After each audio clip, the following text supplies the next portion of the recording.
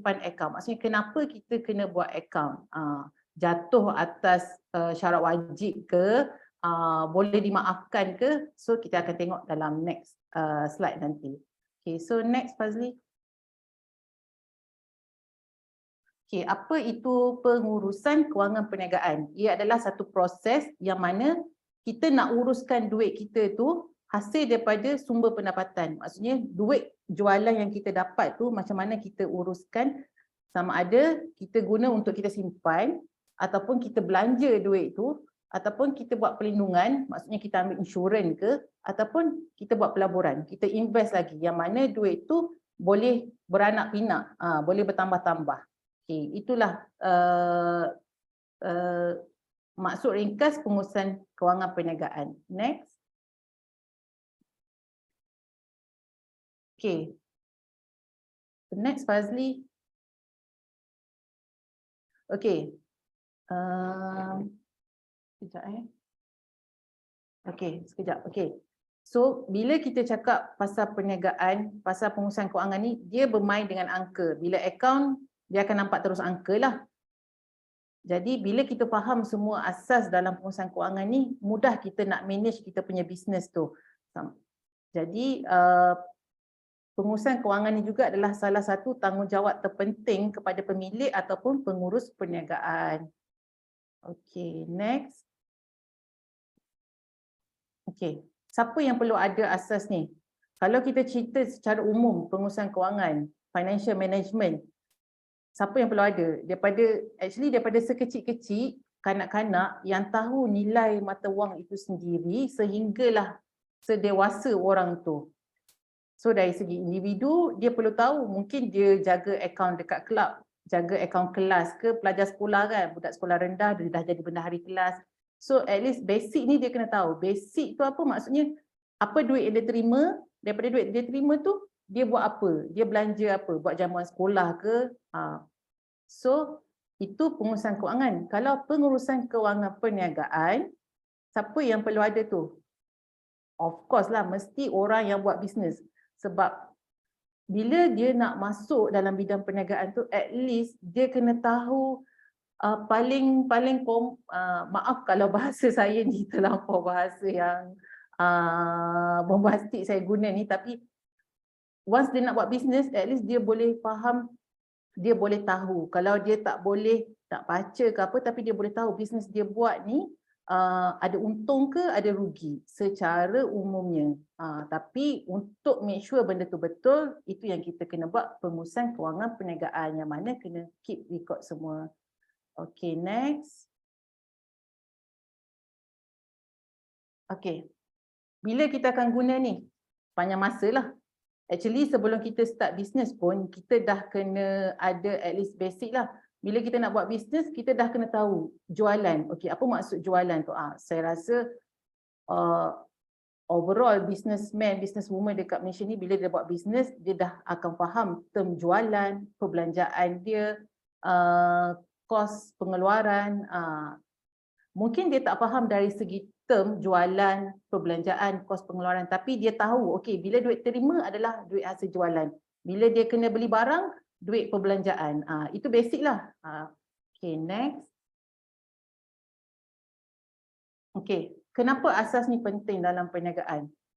Sebab bila kita ada asas pengurusan kewangan ni, kita dapat manage kita punya bisnes tu dengan baik dan teratur, yang mana kita boleh kena pasti sama ada apa yang kita penat lelah kita selama ni, masa kita, duit kita semua tu, dia di level mana dia punya pencapaian. Ada keuntungan, ada kerugian, ada yang perlu tambah baik, ada boleh expand lagi besar bisnes tu. So bila ada pengurusan kewangan yang baik, benda-benda tu akan perkara tu akan membantu dalam kita buat keputusan. Untuk dalam kita buat keputusan bila kita decide sesuatu dalam kita buat bisnes kita lah. Okay, next. Apa komponen dalam pengurusan kewangan? Dia ada 5 komponen semuanya. Yang pertama, kita kena rancang keperluan kita. Okay, rancang keperluan tu apa maksudnya? Sebelum kita buat sesuatu transaksi dalam sebuah perniagaan tu, kita kena tahu apa yang perlu kita ada. Of course, semua bila orang kata bila nak buat perniagaan, pertama paling penting kan ada duit lah. Kalau tak ada duit, duit tu modal lah. Kalau tak ada modal, macam mana kita nak start? Ataupun mungkin dia tak keluarkan modal, tapi modal kat sini in terms of duit ataupun in terms of dia punya expertise dia, masa dia. Mungkin dia ada kepakaran baiki handphone. So, dia tak perlu modal awal, dia tak perlu modal dari segi duit, tapi dia perlukan masa dia punya expertise dia tu untuk baiki handphone. So dia start dulu dengan tu. So bila klien yang pertama datang tu baiki handphone, and then daripada situ barulah dia boleh generate income. Okay. Yang kedua, kena merancang dan mengenal sumber. Maksudnya kena tahu macam mana nak dapatkan modal. Macam tadi kalau cerita pasal duit, kena tahulah nak pinjam ke, nak buat loan dekat bank ke, pinjam dekat parents ke, adik-beradik ke, community ke. Okay. Yang ketiga, kena once kita dah kenal sumber kita dah ada sumber dia tu, kita kena kawal lah. Maksudnya kita kena tahu macam mana kita nak kawal penggunaan duit yang ada tu. Dengan contoh, modal awal kita RM5,000. So, daripada duit RM5,000 tu, kita nak guna macam mana kita allocate. Okay, RM2,000 untuk beli barang, equipment. Untuk generate income. Lagi RM2,000 untuk overhead, manpower untuk bayar rental, untuk bayar utility, untuk bayar gaji. So itu kita kena kawal. Maksudnya setiap duit yang ada tu kita dah allocate dia punya penggunaan dia. Yang keempat, mengurus. Mengurus maksudnya ini dah masuk aspek finance lah. Macam saya cakap tadi, bila kita ada nak buat pengurusan kewangan, at least kalau kita tak ada resit ke, tak ada invoice ke apa, paling-paling mula-mula kena ada buku. Buku kosong pun tak apa. Maksudnya bila ada buku kosong, contoh hari ni berapa hari bulan? Hari ni 13 hari bulan. Kita buat ada penjualan, contoh 500 masuk. Kita record lah, okay, hari ni duit masuk 500. Lepas tu petang nanti ada nak kena beli barang untuk jualan besok. Contohlah kalau dia berniaga nasi lemak kan. Untuk beli barang besok modal dia. So daripada 500 tu kita kena letak berapa yang kita boleh guna, berapa yang kita kena simpan. Sebab kita kena manage betul-betul, tak adalah 500 dapat hari ni, okey beli barang lagi 500. So kita dah tak ada saving kita kat situ. Macam mana kita manage kita punya profit. Dan yang kelima adalah analisis prestasi. So bila kita dah ada kita punya dokumen, kita dah boleh buat account semua, kita boleh analisis lah kita punya prestasi company tu. Sama ada perlu ada tambah nilai dari segi modal ke, kena expand ataupun ada certain cost yang kita kena kurangkan. Okey. Okay, so setakat ni ada apa-apa soalan?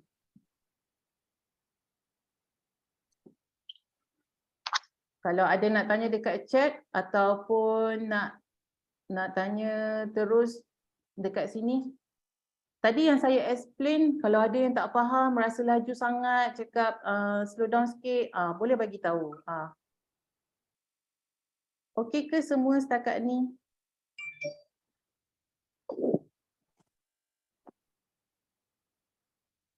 Tanya boleh? Okey, boleh. Assalamualaikum, saya Nora daripada PD Mahdigai. Okey, coach nak tanya, sekiranya lah, kalau kita kan sebagai usahawan atau sebagai freelance, kita terlupa tau transaction tu kan. Contoh kita just letak je, tapi tarikh tu kemungkinan nak kata betul 100% tu taklah, kira macam sekadar macam contohnya ada tarikh tu ataupun backdated tu adalah okey ke tidak? Dalam proses nak merekod ni. Okey, tu saya soalan. Terima kasih. Sama. Okey, dia macam ni, bila kita cerita, mungkin masa ni kita baru belajar buat account dokumen kita messy lagi, tak teratur ke apa. Dia kalau dari segi, saya cerita dari segi statutory regulatory body dekat Malaysia, kalau within a year, maksudnya kita boleh agak okey, expenses ni minggu lepas ni keluar ni, maksudnya mungkin resit ada ataupun dah tak nampak dia punya date dia bila ke apa. Kalau kita agak boleh next year, kita boleh saya tak cakap resit tu boleh ditulis kat tu, tapi kita boleh justify ataupun contoh kita beli barang kan, kita snap gambar barang tu dengan tarikh resit ke, ataupun lagi cantik dia sebenarnya pergi ke kedai tu balik, cuba dapatkan kopi. Tapi within a year lah, sebab kita akan close account untuk tempoh 12 bulan. Itu dekat standard dekat Malaysia memang kena tutup account 12 bulan. Jadi kalau dia melangkaui 2 tahun, itu something wrong lah dengan kita punya documentation. Jadi kena pastikan, sebab tu saya kata kalau kita tak sempat nak keep resit-resit ni, datang masuk beg. Okey, boleh nak buat masuk beg macam tu. Mula-mula ni okey lah, tapi kalau bisnes tu makin besar, kita pun limitation kita sebagai manusia pun mungkin 2 hari lepas kita boleh ingat lagi kan. Tapi saya advise lah, jadikan benda ni sebagai rutin harian, at least petang tu terus tulis, terus check balik sikit. Allocate masa 15 minit, setengah jam je. Sebab untuk kalau company kecil yang enterprise, account dia tak perlu diaudit. Tapi bila dia dah naikkan company dia kepada sendi yang berhad, dia datang audit, masa tu auditor akan query lah sama ada resit tu dia boleh terima ke tak based on justification dia. Sebab kalau resit tak ada tarikh ke, tak nampak ke apa, auditor tak akan ambil risiko untuk terima transaksi tu. So kita kena menanggung lah. Kalau kita dah bayar 5,000 tapi tak ada dokumen yang tu, kita rugilah. Duit keluar tapi kita tak boleh tolak daripada kita punya profit. So profit kita lagi tinggi. Bila profit tinggi, masa itulah tax akan masuk. Tu panjang lagi lah. InsyaAllah next series saya boleh cerita detail untuk dari segi consequences, dari segi dokumen yang kalau kita termis macam tu. Menjawab tak soalan jawapan saya tadi tu? Okey, terima kasih Nora. Okey, so next saya boleh teruskan Okey, so sekarang semua dah faham kenapa ada pengurusan kewangan, kenapa kena simpan dokumen, kenapa kena buat analisis, kena ada rekod semua tu. Pertama, usahawan tu dia perlu tahu dia punya hasil jualan. Hasil jualan ni maksudnya hasil perolehan dia, berapa sales dia, untuk dia pastikan dia punya pendapatan dia tu ikut apa yang dia plan. Sebab kalau kita tak ada buat record, okey, sales kita hari ni, kita cerita pasal nasi lemak kalau kita tak ada record, mungkin nasi lemak, mungkin bagi orang, susah je macam mana nak record sambil nak bungkus ni, nak bungkus nasi lemak, macam mana nak record, takkan orang beli satu, tulis satu kan. Tak, mungkin boleh buat satu standard, okey, kita letak satu box kan duit collection sales kita tu. Okey, ini kotak kosong, duit jualan untuk hari ini. So apa-apa yang duit terima hari ini adalah duit jualan bersih lah untuk hari ini. So daripada situ kita boleh tahu, okey hari ini berapa kita punya sales. Okey, yang kedua, bila dah terms hasil jualan, usahawan juga kena tahu apa tu maksud margin keuntungan. Margin ni maksudnya bila kita punya jualan, tolak kita punya expenses kita tu, tolak kita punya semua perbelanjaan, overhead, utility semua tu, kita boleh tengok kita punya margin, percentage untung kita tu, kita nak compare dengan industri. Maksudnya contoh kalau industri food and beverage, F&B dekat Malaysia, dia punya standard margin dia mungkin 30 ke 40%. So adakah kita punya business duduk level tu? Kalau within that margin, maksudnya kita ni, business kita ni baguslah, maksudnya piawaian standard kita dah capai. Tapi kalau lagi tinggi, itu much better lah. Maksudnya kita punya cara kerja macam mana, kita buat advertise ke, kita buat promosi ke untuk tingkatkan lagi margin tu. Jadi jika jualan tinggi, kalau profit margin tu rendah, maksudnya penat je lah. Bisnes ni, banyak ni duit sales hari ni, contoh nasi lemak tadi, dapat 500 hari ni. Tapi bila tolak kos-kos apa semua, tinggal RM2 je. Maksudnya penat je lah setengah hari, satu hari berniaga tapi tak dapat impak yang besar, keuntungan yang besar.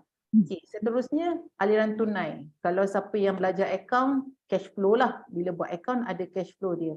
Okay, kenapa kita kena tahu aliran tunai kita? Sebab kita nak pastikan kita punya cash flow tu cantik, bagus, positif, sihat. Maksud sihat kat sini maksudnya contoh dia buat bisnes tadi F&B, dapat kontrak untuk setahun. dekat mana-mana tempat ke apa semua, dalam agreement tu bagi tahu dia punya duit klien akan bayar dia after 1 year baru dia akan dapat. Contoh 120,000. Dia kena belanja dulu ni, dia kena buat bisnes dulu Januari sampai Disember. So bulan Disember tu baru dia dapat duit 120,000. Ada beza tak dengan orang yang dapat duit setiap bulan 10,000? Total dia at the end sama juga. Bila kita buat account, jualan dia akan jadi 120,000 juga. Tapi apa beza dia orang dapat dekat hujung dengan orang yang dapat tiap-tiap bulan? Ada beza tak? Siapa rasa tak ada beza? Macam at the end itu juga duit yang akan declare dalam account kalau setahun punya bisnes. Ada beza, kena keluar modal dulu. Pandai, betul. Dia kena keluar modal dulu. Maksudnya bayar gaji, bayar utility, dia kena guna duit dia dulu. Memanglah dia akan dapat selepuk at the end tu, tapi dari segi dia nak manage cash flow dia sangat susah. Dia mungkin kena berhutang dulu. So bila berhutang dia akan ambil kira ada interest, additional cost kepada company. So bila buat sesuatu arrangement, sesuatu kontrak, kena tengok dari segi cash flow company juga yang boleh menguntungkan kepada perniagaan juga. Okay, yang keempat, kena tahu kos operasi. Kos operasi ni saya rasa semua usahawan dia akan alert lah sebab ini duit yang dia kena keluar ni. Kos operasi antaranya apa?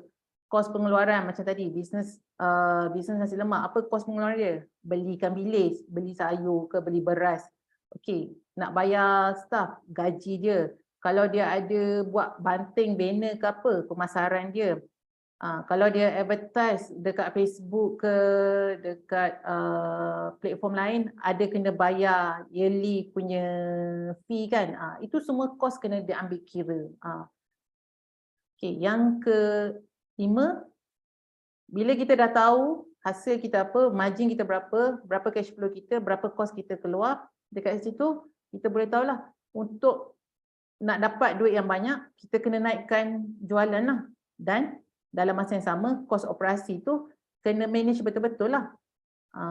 Kalau contoh jualan kita menurun, kos operasi dia tak boleh standard sama. Kita kena cuba cari untuk make sure kos kita pun turun juga. Sebab kalau jualan kita turun, kos kita sama, ini yang saya cerita pasal margin. Margin kita akan rendah lah. So margin kita akan rendah compare dengan pengusaha bisnes dalam bidang yang sama. Jadi kena pastikan kalau revenue turun, pastikan kos operasi juga turun. So mana kos-kos yang boleh, yang kita boleh elak atau boleh manage. Contoh dari segi kos advertisement ke apa, cuba try cari cara macam mana untuk cari nak advertise kita punya bisnes tu tanpa keluarkan kos. Okay, next. Okay, so bila kita dah faham pengurusan kewangan, sekarang kita cerita akan masuklah pasal account. Hari ni saya cerita pasal basic je, asas. Masa ni tak ada lagi kira-kira. InsyaAllah kalau ada next training, next module, baru saya akan sentuh setiap tadi. Okay, setiap item yang mana, macam mana nak buat account PNL, macam mana nak buat account kunci kira-kira. PNL ni account untung rugi lah. Okay, so apa itu perakaunan? Dalam kata bukunya, ikut kata buku lah.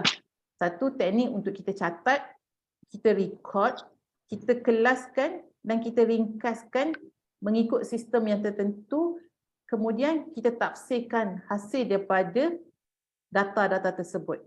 Okey, kita catat dan record maksudnya kena ada dia punya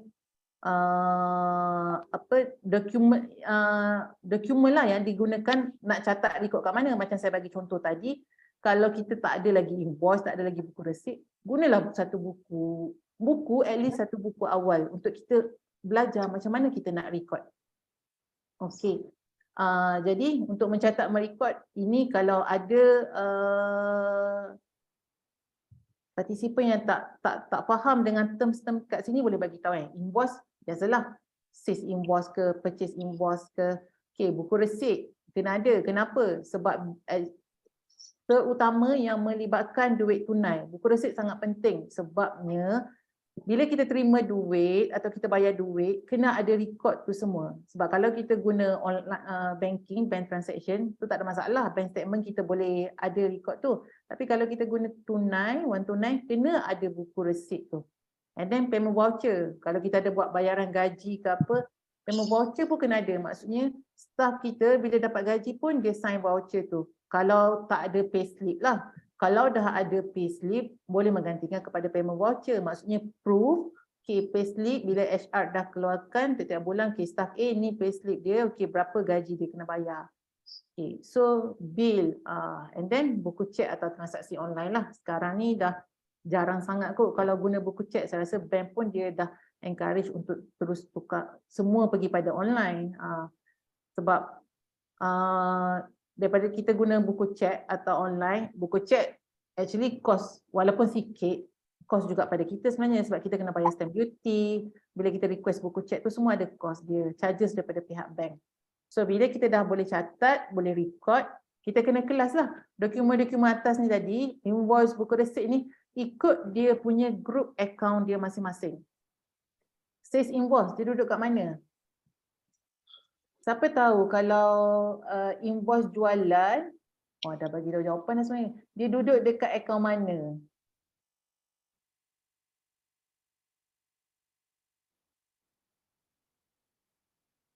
Jualan pun. Untuk jualan, betul.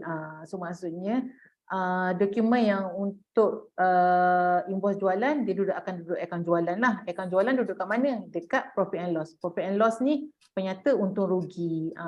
Akaun duit invoice jualan dia tak akan duduk dekat kunci kira-kira. Kalau duduk kunci kira-kira, something wrong dengan kita punya akaun. Akaun tu salah masuk, salah kategori dan mungkin akaun tu tally tetapi tak betul.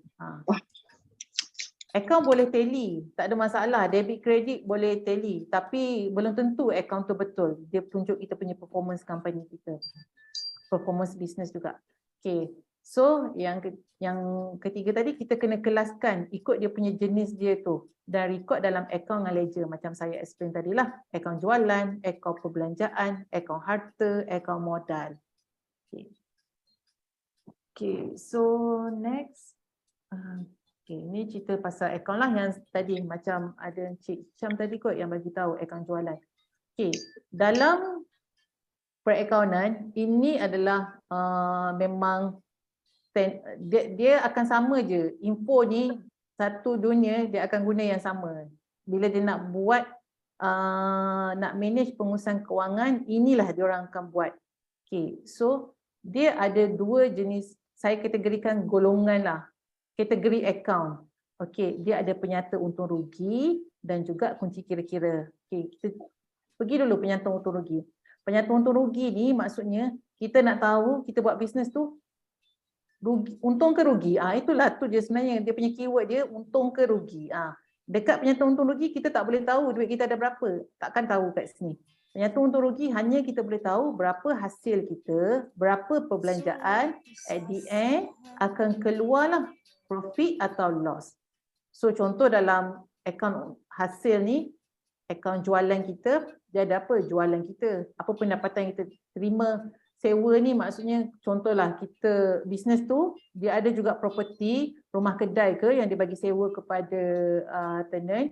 So income bulan-bulan dia kena treat as sewa diterima. Bukan masuk, duit masuk ni betul. Tapi duit masuk ni treat as sewa diterima kepada perniagaan. Faedah diterima, dividen diterima. Kalau dia ada buat investment ke apa, so dividen yang dia dapat daripada bank ke, daripada investment body ke, dia kena declare semua tu. Okay, itu di bawah akaun hasil. Yang kedua, akaun jualan.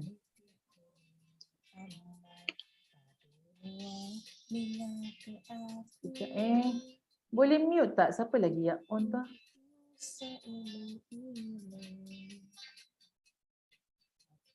Siapa cakap Pedi Lata Janggut lebih kurang ledger kan? Yes, betul. Account ni ledger lah. Kalau dari segi account, terms dia dipanggil ledger.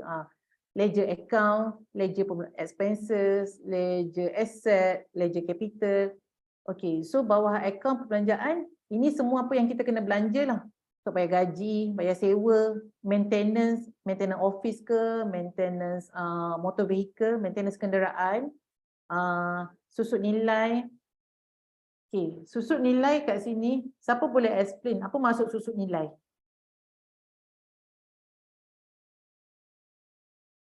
Ada siapa tak tahu susut nilai? Kalau dalam biasa sebab sekarang kan most of the account dalam bahasa, diorang familiar mungkin bahasa Inggeris, depreciation lah. Kalau bahasa Melayunya susut nilai. Siapa boleh yang dia faham lah apa maksud perkataan susut dan nilai? Ke semua dah faham kat sini? Kalau faham saya tak payah explain lah. Kalau saya susut nilai tu macam wang jatuh lah. Duit jatuh.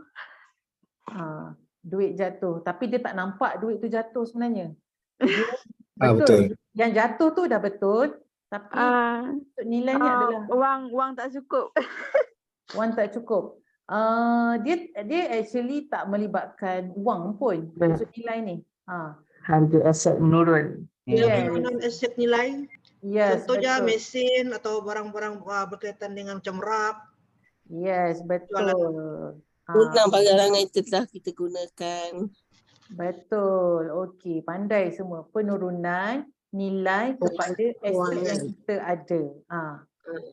Contoh dalam kita bisnes printing baju, kita mesti ada equipment machine dia tu kan untuk chop tu kan. So, bila kita beli equipment untuk printing tu, itu adalah perbelanjaan kan. So, dia tak akan duduk di bawah akaun perbelanjaan. Lepas ni saya akan cerita pada dia. Dia akan duduk di bawah akaun aset, akaun kunci kira-kira. Kenapa? Sebabnya barang yang kita beli tu dia boleh guna lebih daripada setahun. Apa-apa transaksi yang dalam tempoh masa setahun, dia akan duduk dekat apa-apa expenses yang dalam masa setahun, dia akan duduk bawah perbelanjaan. Tapi aset yang kita beli tu yang boleh generate income, yang boleh generate hasil ke atas ni, dia akan duduk as kita punya aset dalam akaun kunci kira-kira. Tetapi aset tu tiap-tiap tahun value dia akan berkurang. Macam mana tahu value berkurang? Pergi buat valuer kat mana? Panggil valuer datang itu. Kalau aset ni jaranglah orang panggil valuer. Valuer kita akan untuk property, bila kita nak jual, okey kita appoint valuer untuk nilaikan berapa kita punya aset. So susut nilai dia ada percentage yang standard yang dah ditetapkan oleh institusi perakaunan dekat Malaysia lah. Yang mana contoh lagi cepat aset tu rosak, dia punya lifespan dia lagi pendek, dia punya percentage susut nilai dia lagi sangat tinggi. Contoh dia, kita cerita pasal handphone lah. Gadget sekarang kan dia punya peredaran masa terlampau cepat. So dia tak, walaupun kita jaga elok-elok, kita kata nak letak 10% je lah dia punya pengurangan. Contohlah tahun ni kita beli 1000. So kalau 10% 100. So tahun depan value dia 900. Tapi bagi kita bila kita jaga elok-elok, benda tu susut nilai dia akan slow. Tapi bila benda mudah rosak macam tu, dia dah letak standard, dia mungkin akan pergi kepada 40%, 30 ke 40% pengurangan nilai dia. So itu pun dikira bawah expenses juga. Walaupun actually duit kita tak keluar pun, tak adalah nak kena pergi bayar body mana-mana untuk susut nilai tu, tapi value kita punya aset kita dah berkurang. So kita kena ambil itu sebagai kita punya expenses kita. Okay, kerajaan ni kita entertain lah, kena belanja, ada kita bawa klien ke, kita punya vendor ke, makan, pergi site visit ke apa, ada kita belanja makan. So itu bawah kerajaan lah. Dan iklan kita advertise kita punya business. Dan juga derma ni kalau bisnes tu dia dah bila kita kata kita buat bisnes ni, niat kita ada juga allocation untuk kita membantu orang lain. Dia sebenarnya perniagaan ni adalah saya boleh cakap lah pekerjaan yang sangat mulia lah bila orang buat bisnes ni, sebab dia boleh share dia punya income dia dengan orang lain. Mungkin orang makan gaji boleh tiap-tiap bulan bayar zakat, tolak gaji apa semua kan. Tapi saya kata perniagaan ni mungkin dia boleh ada allocation yang lebih, bisnes dia boom, sales dia boom, dia boleh allocation untuk derma. Tapi bergantung kepada company masing-masing lah, dia punya SOP dia macam mana. Okay, next. Okey, itu 2 akaun yang pertama. Tadi saya cakap ada 5 akaun kan? Yang inilah golongan yang kedua di bawah kunci kira-kira. Kalau tu balance sheet. Okey, yang dekat cek ni betul. Contoh kereta beli harga RM50,000 dan akan turun harga pada setiap tahun, betul. Aset yang berkurangan selari dengan tempoh masa, betul. Pengurangan aset turun, betul. Pengurangan penurunan nilai aset mengikut masa, betul. Hebat dah semua sebenarnya yang masuk training ni. Mungkin masuk training nak refresh je sebenarnya ni. Okey, mana yang boleh share ada info yang nak boleh share dengan saya anytime, boleh kita share, kita dengar sama-sama, kita belajar sama-sama. Walaupun saya duduk dalam bidang account ni dah 13 tahun lebih pun still kena belajar, sebab benda bila dah berlaku perubahan masa zaman teknologi dah makin canggih, kita kena terus belajar. Okey, golongan yang kedua kunci kira-kira. Okey, dalam kunci kira-kira 3 jenis akaun yang ada. Akaun harta. Akaun harta ni aset lah, sama ada aset tetap atau aset semasa. Okey. Aset tetap ni maksudnya dia punya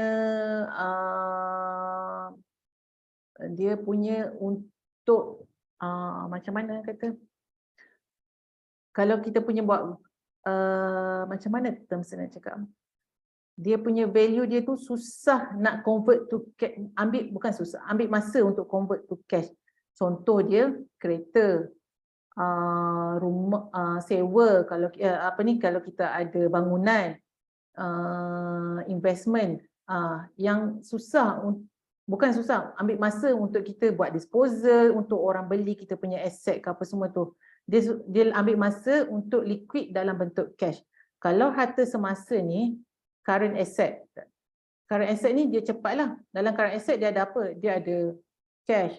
Dia ada penghutang. Maksudnya orang yang tak bayar lagi ni. Duit tu sepatutnya cepat kita boleh dapat. Senang untuk kita dapat. Kita tak perlu pergi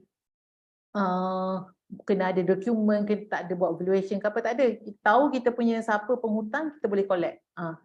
So apa lagi? Bank account tu di bawah harta aset semasa. Yang keempat, akaun tanggungan, liability. Dalam akaun dia ada liability jangka panjang atau jangka pendek. Current liability atau long term liability. Maksudnya ni kita punya hutang lah. Jangka panjang ni maksudnya hutang tu yang lebih daripada setahun. Contoh dia, kita beli kereta, bayar installment bulan-bulan. So mungkin kita ambil loan kereta tu untuk 9 tahun. Jadi contoh tahun ni kita baru beli kereta, Januari hari tu. So apa-apa hutang kita yang tahun ni Januari to Disember dia duduk dalam hutang jangka pendek, hutang semasa lah. Yang mana untuk balance lagi 8 tahun dia akan duduk bawah kategori jangka panjang. Kenapa dia asingkan ada jangka pendek, jangka panjang? So businessman tu, orang yang buat akaun, pengurus akaun ke apa, dia boleh tahu, okey, hutang mana yang dia kena settlekan dalam masa terdekat, yang mana ada due date dia. Mungkin payment terms dia 90 hari, mungkin 30 hari. So that's why dia kategorikan macam ni. Senang untuk kita manage, untuk kita buat cash flow kita bila kita tahu berapa dalam masa setahun ni, berapa duit kita perlukan untuk bayar kita punya komitmen hutang bulan-bulan kita. Yang kelima adalah akaun equity pemilik.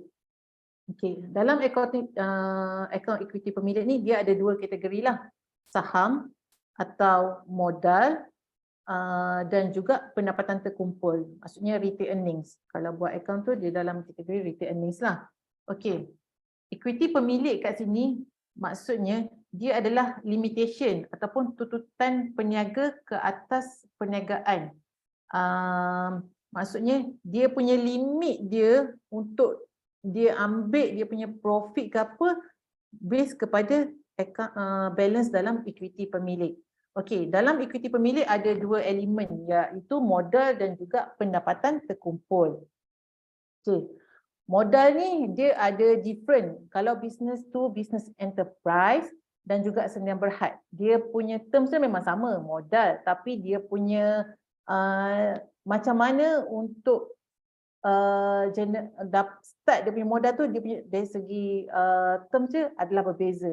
contoh kalau dari segi yang pemilikan tunggal ataupun enterprise, dia punya modal tu adalah daripada duit daripada owner company tu. Dia pump duit contoh 50,000, dia letak dalam bank account company ni, okey, itu adalah dikira sebagai modal dia.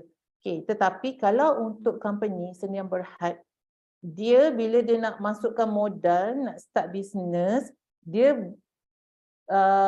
terikat dengan submission borang dulu. Dia kena submit dulu kepada SSM. SSM adalah Suruhanjaya Security Malaysia. Maksudnya contoh dia nak start business ni, modal dia RM2. So dia dah buka RM2. RM2 mungkinlah dia tak buka lagi account bank kan. Okay, RM2 ni ada cash kat tangan dia ni. So untuk masukkan RM2 tu as dia punya modal, dia kena submit dulu dekat SSM. Okay, untuk kenaikan payout capital awal RM2. Kalau macam dulu, kalau Company Act yang lama 1965, kita submit borang Form 24. Kalau sekarang dia Section 14, itu kalau initiate kita buat bisnes lah. Kalau ada tambahan modal, dia di bawah Section 78. So itu beza dia. Kalau untuk enterprise, saya repeat lagi sekali. Kalau enterprise, akaun persendirian atau perkongsian, dia punya modal dia tak payah report kat mana-mana. Dia pump in duit dalam akaun company tu ataupun dia boleh show as dia punya cash. Dia cakap okay, ni modal dia bagi. Tapi kalau dari segi sendirian berhad, company, dia kena buat submission. Memang duit tu dia dah ada. Contoh dia dah buka account bank dulu ke, dia pump in masuk duit dalam account bank tu, dia kena buat submission kepada SSM dulu. Once dah approve semua, barulah dalam account boleh trigger that transaction tu. Okay.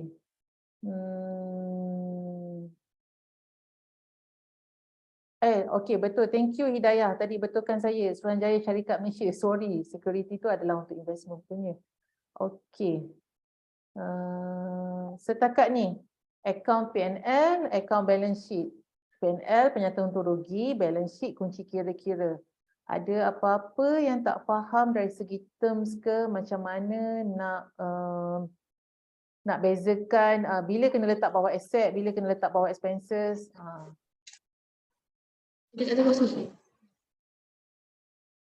Assalamualaikum Puan. Waalaikumsalam. Saya Ain dari PD Sentosa Maran. Okey. Okey, saya nak tanya berkenaan dengan apa? Macam equity pemilik tu kan? Okey. Maksudnya business owner dia boleh dapat, dia boleh ambil lah berapa yang dia nak, betul tak? Dia boleh ambil, itu pun kena record. Bila dia ambil, Enterprise lah, maksud saya enterprise. okey. Okey, jadi kalau macam dia yang bekerja untuk enterprise dia sendiri, adakah kena separate upah dengan yang ni? Gaji. Okey, maksudnya dalam bisnes yang dia buat tu, dia ambil gaji juga. Dia ambil gaji, tapi yang ni pun dia boleh ambil ke? Ataupun benda salah satu ke macam mana? Okey, untuk enterprise, dia boleh ambil gaji dan dia juga boleh ambil balik modal tu. Contoh dia dah pump in 10,000, lepas tu dia ambil balik 5,000. Bila dia ambil tu, dia panggil terms drawing, maksudnya pengeluaran lah yang mana akan mengurangkan modal. Gaji pun dia boleh ambil sebabnya modal di akaun kunci kira-kira yang mana mengurangkan dia punya balance, dia punya value equity pemilik dia dah kurang lah, daripada 10,000 tinggal 5,000 je.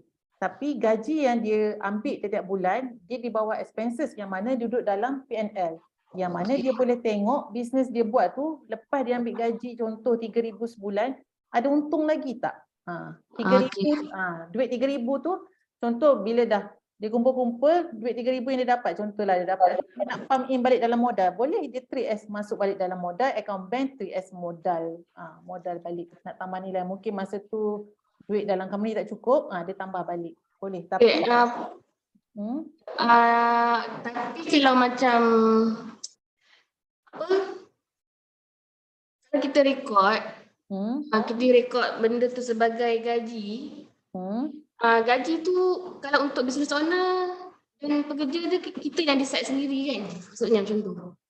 Kita yang decide tu maksudnya berapa kita nak bagi. Berapa kita nak bagi macam untuk, sebab kita memang kena bagi gaji kalau untuk tahu profit dengan rugi untuk bisnes tu kan. Jadi kalau kita sebagai owner tak ada gaji, maksudnya macam something wrong lah bagi saya lah. Sebab kalau kita tak mampu nak dapat gaji untuk diri kita, macam sia-sia lah kan. Yang dalam yang untung tu lain lah, sebab itu kita boleh grow lagi kan. Kalau untung yang ada tu. Jadi puan rasa macam mana? Okey, dia nak letak berapa level nak ambil gaji, nak ambil 10,000 ke, nak ambil 5,000 ke, nak bagi dekat staff 2,000 ke tiap-tiap bulan tu. Dia based on kita buat tadi yang saya kata aliran tunai kita tu. Sama ada kita capable ke nak bayar gaji bulan-bulan. Contoh, dia punya, ini kalau tak ambil gaji dia punya profit bulan-bulan, profit maksudnya jualan, tolak expenses. Expenses ni bayar utility, rental, kos barang apa semua tu, dia punya profit 10,000. Okay, so dia kata, aku nak ambil berapa gaji ni? Dia berdasarkan how much dia nak simpan duit tu dalam account untuk guna lagi as modal. Sebab bila dia withdraw tu sebagai gaji dia, contoh dia ambil 5,000, so dia ada balance 5,000 je lagi untuk dia punya rolling capital dia nak guna untuk next punya. Tapi walaupun dia ambil income kat situ, di mana-mana pun dari segi income tax, dia punya pendapatan adalah dua tau. Satu gaji, itu pendapatan bulanan dia.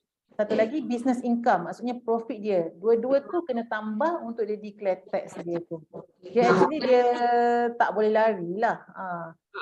Comes to enterprise, sebab bila buat enterprise dari segi tax dia akan declare bawah account personal. So dia punya dia ambil banyak mana pun actually dia kurangkan profit dekat business tapi dia tambahkan income dia dekat personal.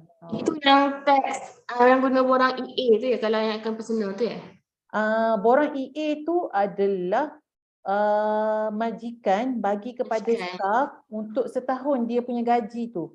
Sebab bila staff dia nak buat submission dia punya income tax dia akan berdasarkan borang EA tu. EA tu kiranya berapa total setahun lah dia dapat gaji. Okay, faham. Kalau macam personal, bila dia nak declare dia punya income tax, dia ambil borang B. B for Bangkok. Borang B. Untuk personal yang ada business income. Okay. Kalau personal yang tak ada business income, dia akan submit borang BE. Bangkok E apa? E Echo. E. Yes. Dia beza dia kat situ. Nanti saya rasa next slide saya insya-Allah ada kot sikit explanation bahagian SSM dan juga income tax. Itu saya puan. Okey. Sekejap saya tak sempat tengok actually check kat tepi ni. Maaf kalau saya termiss tau.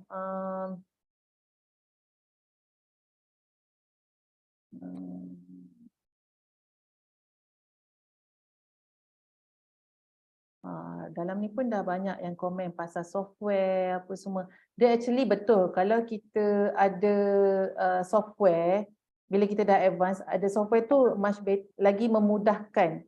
Sebab bila kita dah ada accounting software, kita enter satu transaction je, dia mungkin pergi dah 3-4 tempat dah. Kalau kita buat manual dalam account, kita record dekat buku A, dekat kolom buku B pun kita kena record juga untuk tallykan benda tu. So ambil masa dekat situlah. Dan juga dia actually kalau orang yang pandai buat account ni, dia untuk nampak orang tu pandai buat account ke tak, test dengan buat manual dulu. Sebab bila guna sistem, guna software, dia akan terus duduk, dia akan nampak teruslah result dia macam mana. Tapi ini saya cerita untuk orang yang bidang account tu, dia punya ledger, debit credit dia kena tip-top dulu sebenarnya sebelum dia guna software. Lagi membantu bila dia nak buat analisis company, kewangan syarikat tu. Okey. Ini pun ada yang propose kata guna easy account. Dia accounting software dekat Malaysia ada banyak. Yang popular UBS ke, Mr. Accounting, Q&E. Kalau kedai makan boleh dia actually mana-mana business dia boleh je guna mana-mana accounting software, tapi yang mana more preferable sebenarnya, yang mana lagi mudah untuk guna, itu kena check, kena dapatkan advice daripada orang accounting software lah. Betul tak sale tolak modal dapat untung bahagi 2, simpan 50%, boleh belanja 50%. Okey, dia betul tak betul tu dia atas individu usahawan tu sendiri. Macam mana dia nak bisnes dia tu jadi, nak future dia tu expand dia macam mana. Tapi sale tolak modal dapat untung. Ini dah tak betul sebab sale dengan modal dia tak akan berkait. Dia akaun lain-lain. Okey, yang tu nanti kita next session kita akan belajar macam mana nak buat akaun. Hari ni just explanation term-term je biar kita familiar apa tu jualan, apa kunci kira-kira, penyataan teknologi semua tu. Puan, saya ada soalan. Okey, ya Cik Syam. Macam ni, kalau satu akaun tu enterprise tu perkongsian lah. Okay. Bos guna akaun, ada akaun syarikat juga, lepas tu guna personal account. Lepas tu dia perkongsian yang menjalankan bisnes ni yang seorang ni lah, maksudnya yang seorang ni entitled untuk dapat gaji, betul tak? Sebab yang seorang lagi ni kira macam pemegang saham lah. Dia perkongsian, tapi kalau kira untuk bahagi kita yang buat akaun ni, kita nak bayar macam mana kita nak bayar pada yang, sebab dia dorang, yang seorang ni buat bisnes, yang seorang lagi ni kita nak bayar macam mana? Bayar setiap bulan ke, bayar hujung bulan ke, dia punya keuntungan tu? Okey, ini untuk cerita enterprise Ya betul, enterprise. Okey, dia kalau enterprise ni dia tak terikat dengan apa-apa rule dari segi company act ke accounting standard yang susah lah untuk dia manage. Sebabnya account enterprise macam saya cakap tadi, dia tak perlu audit. Dia macam mana entrepreneur tu nak bisnes dia jadi. Okey, dari segi decision nak buat pembahagian perlu bayar gaji atau tak tu, dia sebenarnya sebelum kita buat sesuatu bisnes kita mula tu perlu ada understanding, especially bila dia buat partnership. Partnership ni lah yang paling yalah susah lah bila melibatkan 2 or 3 party atau lebih kan. So dia kena faham. Okey, so kena dari segi advice saya sebab kita buat account kita tak boleh decide. Kita tak boleh nak cakap okey bulan ni untung 10,000, kita bagi dia 3,000 lah. Bulan depan untung 15,000. Oh kita up lah dia punya allowance dia 4,000. Tak, kita tak boleh decide sebab untuk buat pembahagian tu adalah owner kepada bisnes tu sendiri. Dia punya understanding dia macam mana. Sebab kita yang buat account ni adalah berdasarkan dokumen semata-mata. Kita tak boleh simply cakap, oh, okey bulan ni kita ada duit lebih, kita belanja makan lah. Kita bolehlah propose dekat bos tapi bukan decision dekat kita. So kita buat account pun berdasarkan dokumen. Sebab tu account adalah kerja-kerja historical. Maksudnya benda dah terjadi, baru kita buat account. Tapi bila terjadi tu, itu yang saya kata kena ada dokumen-dokumen untuk senangkan kita yang buat account ni. Sebab kalau tak ada dokumen, itu yang sakit kepala lah kita nak mencari dokumen tu. So pada soalan Syam tadi, saya tak boleh nak cakap berapa kan saya cakap ni kan tiba-tiba awak bagi tahu dekat awak punya bos, okey trainer cakap kena bagi 5,000 je. Tak ada.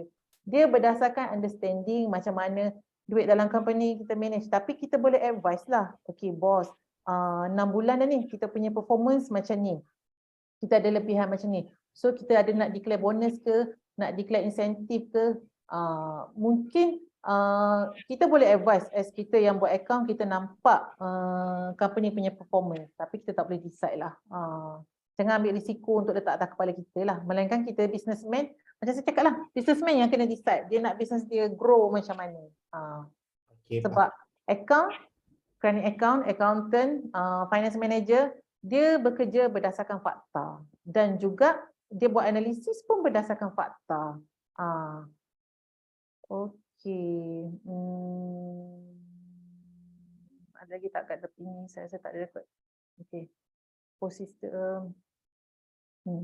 Dan saya rasa dari segi sistem-sistem ni, komuniti lagi hebat ni yang tahu sistem apa yang ada kat sini. Yang dekat dalam bidang perniagaan yang mana boleh explore, kena explore lah. Okay, next. Fazli rasa dah jauh sangat tu. Sekejap, kita dekat mana tadi? Sekarang slide yang ke-12. Kenapa kita harus simpan account? Kenapa kita nak kena buat account? Kenapa kita kena ada record invoice bill? Kenapa kita kena ada bank statement? Kenapa kita kena ada payment voucher? Yang pertama, kita nak tahu kita ni untung ke rugi buat kerja. Kita nak tahu kita punya bisnes ni dekat takat level mana. Setengah tahun dah bisnes ni, berapa dah kita capai. Okay, next. Untuk kita tahu jumlah hutang kita kepada pembekal. Maksudnya, kalau kita tak ada record, contoh, kita tak simpan betul-betul invoice daripada pembekal, daripada supplier, dan kita pun tak bayar penuh, tak bayar terus 100%. So kalau tak ada record tu, kita tak boleh nak buat kita punya aliran tunai. Cash flow kita, okay, lagi 2 bulan, kita punya due date kena bayar pembekal. Kalau tak ada record tu semua, sangat susah dan memang cacah merbal lah untuk kita manage kita punya payment terms kita dengan third party. Yang ketiga, ni kita nak tahu duit kita ni kat mana ni. Kalau tak ada record ni, kita tak tahu, si A ni berapa lagi tak bayar aku, si B ni berapa lagi, bila ada janji. Semua tu perlu ada record. So untuk kita tahu berapa jumlah orang tu berhutang dengan kita. So orang yang berhutang ni, dia sebab hutang dia tak akan lebih kepada setahun kan. Sebab tu dia akan duduk, kalau tadi kategori bawah kunci kira-kira semasa. Okay. Yang keempat, untuk kita tahu jumlah kita punya loan atau finance kita. Maksudnya, kita boleh tahu, kita kena tahu tiap-tiap bulan berapa komitmen yang fix yang kita kena bayar. Macam tadi saya contoh kereta. Itu yang kena ada simpan tu, HP agreement apa semua tu. Bahagian finance kena ada record ni. So kalau tak ada semua nak kena check balik dengan bank apa semua, ambil masa lah. Lagi lambat kita mesti kita punya dokumen, lagi lambat kita boleh close account, lambatlah untuk kita tahu performance company tu macam mana, performance business tu. Dan yang seterusnya, untuk kita tahu berapa jumlah kos dan juga berapa kita dah belanja.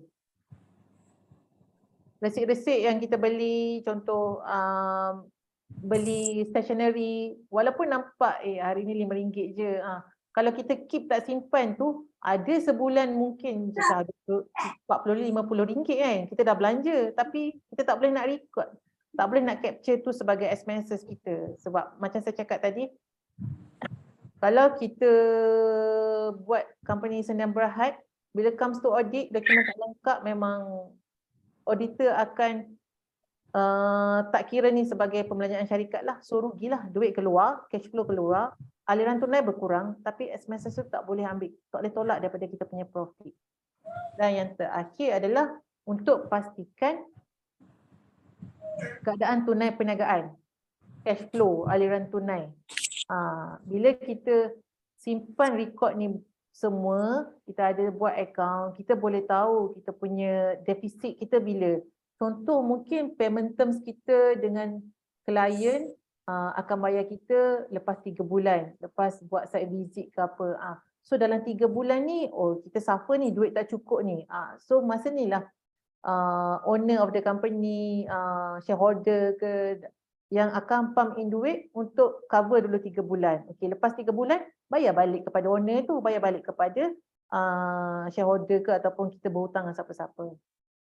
Okay, next. Okay, ini tadi kan saya ada sentuh pasal SSM, pasal LHDN. So kat sini saya sentuh sikit lah pematuhan kita, kita punya tanggungjawab kita kepada government lah. Okay, dalam kita terikat dengan SSM, bahawa SSM dia ada 3 jenis perniagaan yang berdaftar yang di bawah Akta SSM lah. Yang pertama, perniagaan milikan tunggal ataupun kongsian. Yang macam tadi yang cakap enterprise kan, dia terikat di bawah Akta Perniagaan 1956. Kalau syarikat, maksudnya dia Sdn Bhd atau Berhad, dia di bawah Akta Syarikat 2016. Dan juga kalau dia perkongsian liability terhad, dia di bawah Akta Perkongsian Liability Terhad 2012. Okay. Siapa faham PLT, Perkongsian Liability Terhad? Perlu further explanation atau semua dah jelas?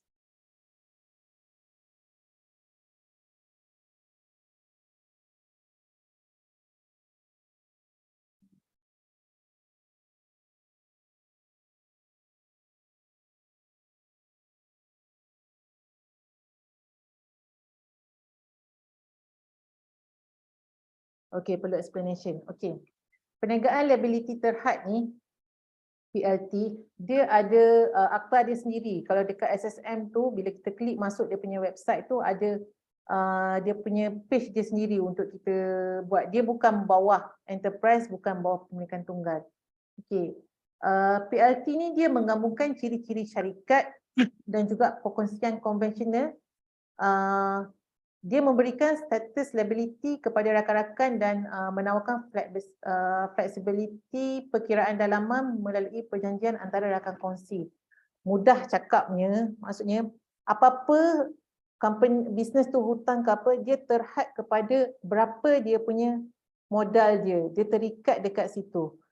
So kalau company ada hutang ke apa, yang pertama akan settlekan, dia kena jual lah aset-aset dia dulu apa semua. Okay. Perbezaan PLT dengan senayan berhad, kalau PLT dia tak ada saham. Dia tak ada yang kena submit form 24 tadi, tak ada. Dia fleksibel buat keputusan. Kenapa fleksibel? Sebab dia merge syarikat, dia merge persendirian pemilikan tunggal. Dia tak perlu buat meeting AGM apa semua itulah. Dan dia tak perlu submit audit report kepada SSM. Dia kiranya perkongsian liability terhad ni dia in between lah, dengan tengah-tengah antara syarikat persendirian dan juga company. Maksudnya kalau persendirian dia boleh langgar je semua once ada understanding semua. Tapi kalau macam syarikat pula dia terikat dengan akta lah. Berapa pihak capital, dari segi liability dia pun liability syarikat berbeza, tak sama dengan pemilikan tunggal. So perkongsian liability terhad tu dia di tengah-tengah antara tu. Okay. Yang normally yang berdaftar dengan PLT ni adalah golongan profesional lah. Dan juga company kecil, syarikat kecil dan sederhana pun ada juga. Tapi sebab saya tak pernah lagi lah setakat kerja setakat ni buat akaun perkongsian liability terhad. Dia punya tu, tapi dia bila cerita pasal akaun, dia punya standard dia sama je. Cuma untuk tahu lagi detail, kalau ada yang interested nak buat bisnes guna perkongsian liability terhad ni, boleh refer dengan SSM lah. Sebab dia punya pendaftaran dia pun tak sama dengan enterprise ataupun untuk penubuhan syarikat. Okay, next. Okay, yang tadi cerita pasal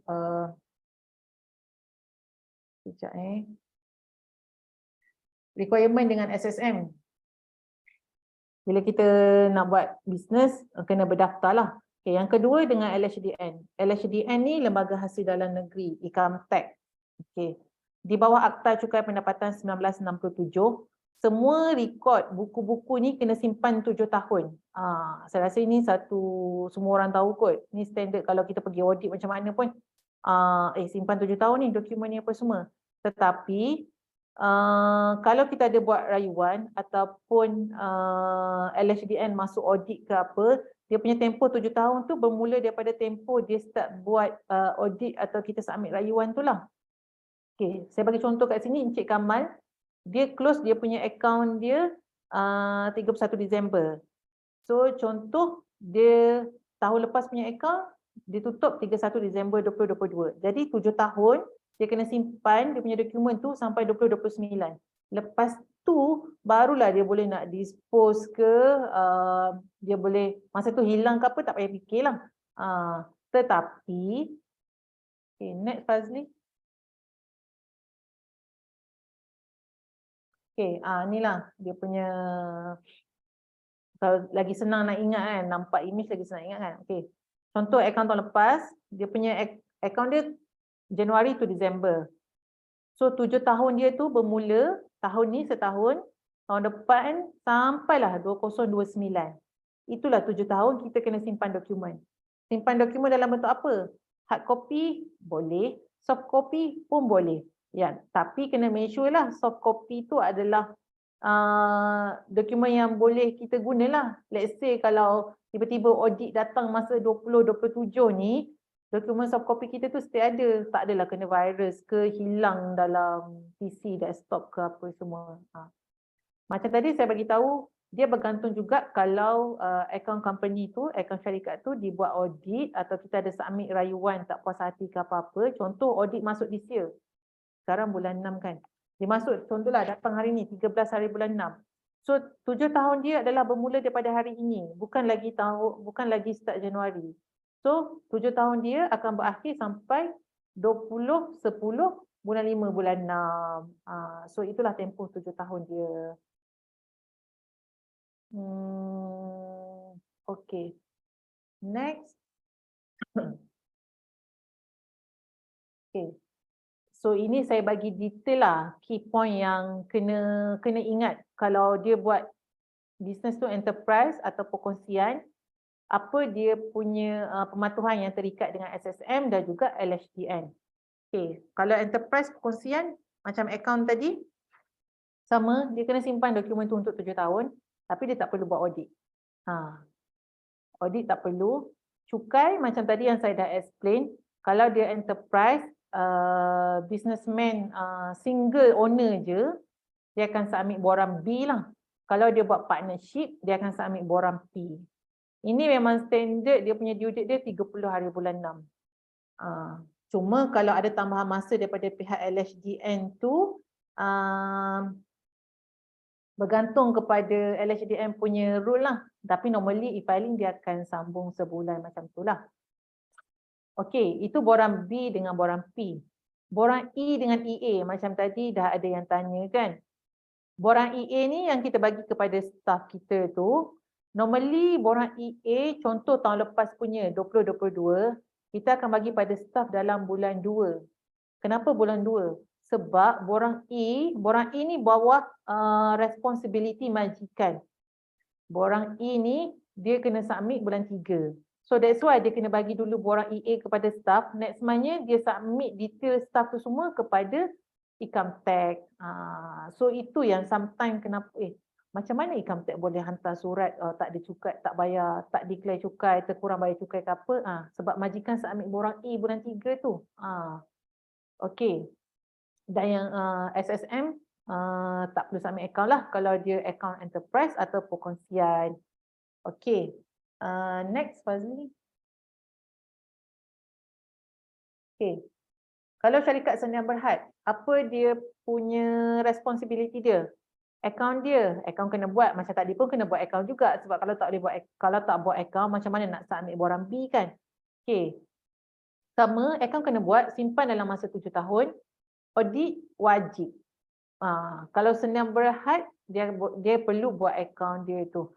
Kecuali kalau tak silap saya, kalau company tu dormant ke apa, dia boleh apply pengecualian daripada SSM. Tapi tu kena apply lah. Kalau tak silap saya, cuma double check lah. Kalau let's say ada nak buat, maksudnya bisnes tu tak ada apa-apa transaksi. Dia form je company tapi tak guna-guna pun lagi. Cuma boleh check dengan SSM lah. Perlu buat audit ke tak. Dari segi cukai, kalau sendi berhad, dia terikat untuk submit borang C, borang cukai syarikat. Okey, bila kena submit? Macam tadi borang B saya kata bulan 6. Untuk syarikat dalam tempoh 7 bulan dia tutup akaun dia. Kat bawah nanti saya explain contoh dia macam mana. Okey, borang E dengan EA dia sama. Syarikat persendirian atau sendi berhad, dia punya requirement deadline dia sama. Kalau borang E sama 31 Mac. Kalau borang EA, kalau company tu boleh bagi bulan 1, cantik lah. Tapi paling lambat bulan 2 lah dia kena bagi kepada staff. Okay, satu lagi kalau dalam syarikat dia ada borang CP204. Ini kalau personal, kalau sekarang yang ada macam bekerja, yang ada kena tolak cukai tiap-tiap bulan tu. Kalau personal kita panggil PCB, potongan cukai bulanan. Itu untuk individu. Kalau syarikat dia panggil CP24. Dia punya modus operandi dia sama juga. Kita kena bayar tax awal. Once kita dah declare, kita kena tengok kita terkurang bayar atau terlebih bayar. Terkurang bayar, kita kena bayar tambah balik lah. The different. Kalau kita terkurang bayar. Kalau kita terlebih bayar, income tax kena refund balik apa yang kita dah bayar advance. Okay, untuk SSM, macam saya cakap tadi, kena submit audit report untuk Sedia Berhad. Bila kena submit? Dalam masa 30 hari lepas diedarkan kepada anggota syarikat. Anggota syarikat ni maksudnya shareholder, director lah. Okey. Sebelum dia boleh keluarkan audit report ni, mestilah dia kena buat account dulu kan. So, account dia kena buat macam tadi saya cakap dalam tempoh 6 bulan account kewangan dia berakhir. Ataupun kalau company tu dia baru form company, first year ni baru nak close account, dia punya maksimum dia boleh pergi sampai 18 bulan. Okay, contoh dia kat bawah ni. Syarikat A, dia punya closing dia 31 Disember. So bila dia kena buat account, kena submit kat auditor daripada this year, Januari sampai bulan 6. Dalam masa yang sama, Januari ke bulan 6 ni, dia kena edarkanlah kewangan beraudit dia tu kepada director shareholder. Maksudnya once dia dah settle dengan auditor, dia kena circular, kena edarkan. Okay, so 30 hari daripada tarikh ni, dalam masa 30 hari dia kena submit ke SSM. Serah simpan penyata kewangan 31 Julai. Kira ni deadline paling hujung lah. Kalau let's say account dia close Disember 2022, dia boleh buat cepat. Februari tu dia dah boleh siap dengan audit apa semua. So dia boleh je edarkan dulu kepada shareholder dan director. Once dah edar tu dia tak perlu tunggu sampai bulan 7. Dia boleh je submit terus kepada SSM. Ini adalah paling lambat lah ni, deadline paling lambat 31 Julai. So siapa yang duduk bahagian account, jaga finance yang closing Disember, sekarang bulan 6, bulan 7 adalah crucial part lah. Okay, so LHDM pula bila kita nak submit waransi ni, waransi dia tarikh submission dia adalah 31 Julai juga. Tapi normally dia akan bagi tempoh masa sebulan lah kalau guna e-filing. Ini tapi bergantung lah. Ini bukan jatuh mandatory wajib dia LHDM akan bagi sebulan. Bergantung. That's why every year kena tengok lah dia punya maklumat dekat website dia tu. Okay, saya rasa itu je kot. Pukul berapa dah? Pukul 1. Ya Allah. Maaf ambil masa anda semua. So ada yang tak jelas, tak clear, laju sangat lah. Tak payahlah panggil trainer, saya pun belajar juga, sama-sama belajar. Actually dia orang yang buat bisnes ni dia lagi nampak macam mana nak manage. Saya boleh advise dari segi requirement untuk buat account lah, dokumen apa perlu, bila nak kena buat submission, itu insyaAllah boleh tolong lah. Kalau macam mana, macam tadi yang Cik Isyam tanya tu, nak decide nak bagi berapa tu, itu bergantung kepada kita punya kemampuan syarikat, analisis kita dan how next future punya, berapa kita perlu modal ada lagi, itu semua bergantung. So ada apa-apa nak tanya? Assalamualaikum. Waalaikumsalam. Nak bertanya, apa ni macam kita dah rekod kata sebelum ni dah teratur, jadi nak tanya lah ni, apa ni macam kita dah buat bisnes, lepas tu ada dah berapa tahun tapi rekod tak ada, lepas tu kita nak apa ni kita dah tinggalkan dalam apa sakit dalam setahun, lepas tu nak apa ni nak mula balik, kita kena audit balik ke barang yang barang kata macam saya menjahit macam barang yang ni lah, barang benang apa semua tu kan. Kena audit balik ke untuk apa ni atau macam mana? Saya tak tahu macam mana nak mula balik buat account ni, buat rekod ni. Okey, ini bekerja sendiri maksudnya personal income lah ni. Bisnes sendiri. Bisnes sendiri. Bisnes maksudnya persorangan lah, milikan tunggal Okey.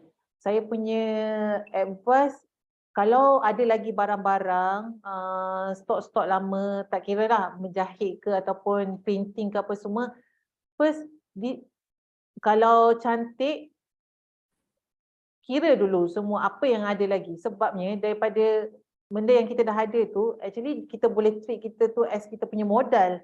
But macam tadi saya cakap, kita mungkin tak perlu keluar duit, kita dah ada barang, dah ada expertise kita.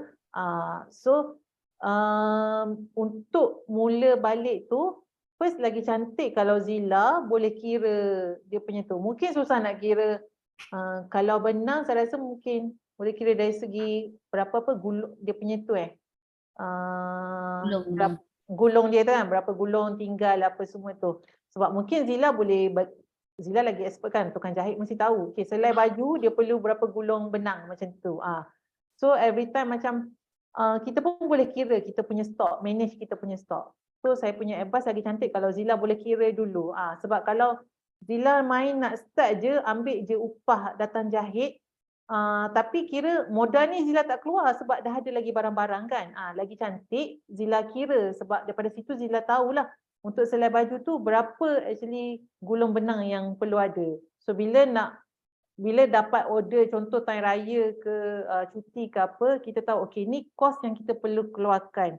Macam mana kita boleh kira? Sebab kita dah tahu okey satu helai baju berapa kos kita kena keluarkan untuk beli benang, jarum ke macam tu.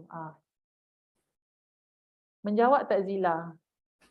Tak faham sikit. Macam ni nak cakap okey. Macam kita tak nak apa ni yang kata benda tu kan modal. Maksudnya kita kena tahu nilai dia lah. Macam barang nilai ke barang stok yang sedia ada ni, kena tahu nilai lah ke macam mana?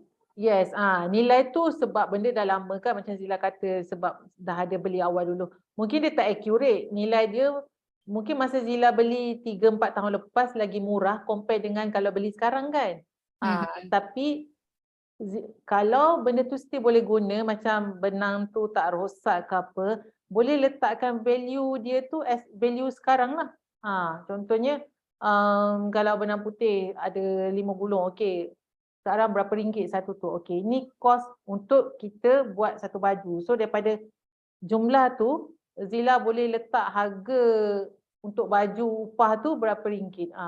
Boleh guna nilai semasa, tak terikat dengan yang lama punya. Sebab kita pun faham bila kita baru nak start balik atau baru nak improper punya, guna value yang sekarang. Faham. Okey, makasih. Terima kasih. Ada lagi soalan lain? Puan, Ya. lagi satu kan, untuk enterprise, kita perlu ke buat month end closing? Perlu. Oh, perlu. Sebab kenapa? Sebab kalau dia tak adalah perlu jatuh wajib sebenarnya. Tapi dia lagi cantik kita buat month end closing. Terus buat. So maksudnya bulan tu kita boleh terus tahu berapa jualan, berapa expenses kita, berapa profit kita. Sebab kalau kita nak tunggu lepas 3 atau 6 bulan, kita lagi ambil masa.